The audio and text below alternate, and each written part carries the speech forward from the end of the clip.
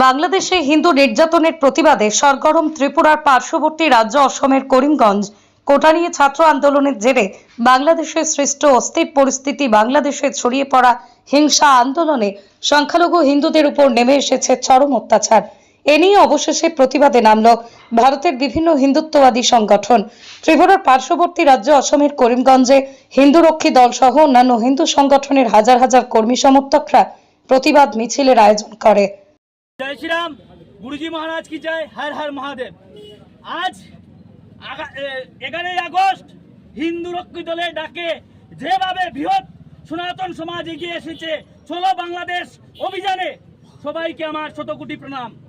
বাংলাদেশে যেভাবে মৌলবাদী জিহাদিরা হিন্দুদের উপর অত্যাচার করছে, মা বোনদেরকে দর্শন করছে, প্যান্ট খুলে দেখছে এরা হিন্দু কি মুসলমান, দেখে হিন্দুদেরকে হত্যা করছে, তারই প্রতিবাদে আজকে আমরা বাংলাদেশ চলে ডাক দিয়েছি।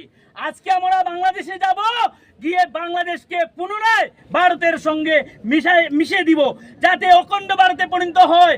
বাংলাদেশ ভারতের অংশ ছিল, এটা বললে চলবে না। অনেক মানুষ আছে আমাদেরকে বলে যে বাংলাদেশ হয়েছে, কি হয়েছে, বাংলাদেশ নিয়ে প্রোটেস্ট করার কি প্রয়োজন। আমরা ভুলে গেছি বাংলাদেশ 1947 খ্রিস্টাব্দের সময় ভারতবর্ষের অংশ ছিল, কিন্তু জেহাদি মৌলবাদীরা দুটি পার্ট করেছিল, একটা ছিল হিন্দুস্তান এবং একটা ছিল পাকিস্তান। পাকিস্তানে ছিল মুসলিমরা আর হিন্দুস্তানে ছিল হিন্দু মুসলিম মিলে। কিন্তু পাকিস্তানে যে জায়গাতে ছিল 18% 19% হিন্দু, কিন্তু আজকের দিনে এই জায়গাতে হিন্দু নেই। বাংলাদেশে দেখা যাচ্ছে আগে ছিল স্বাধীনতার সময় 23%, কিন্তু আজকের দিনে 8%। এইসব দেখে আমরা বয়ে কাচ্ছি যে আগামী দিনে আমাদের করিমগঞ্জে কি হবে। তাই আজকে আমরা এখান থেকে আওয়াজ দিচ্ছি সিলেটে, বাংলাদেশের তখন সরকার নেই, কুকুর ছাগল এগুলা সরকার চালাচ্ছে।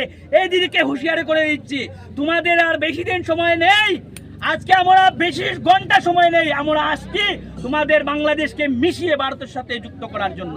জয় শ্রীরাম, গুরুজি মহারাজ কি জয়। ত্রিপুরা থেকে সরাসরি বিক্রম কর্মকারের রিপোর্ট, ক্রাইম প্রেস, বেঙ্গল নিউজ।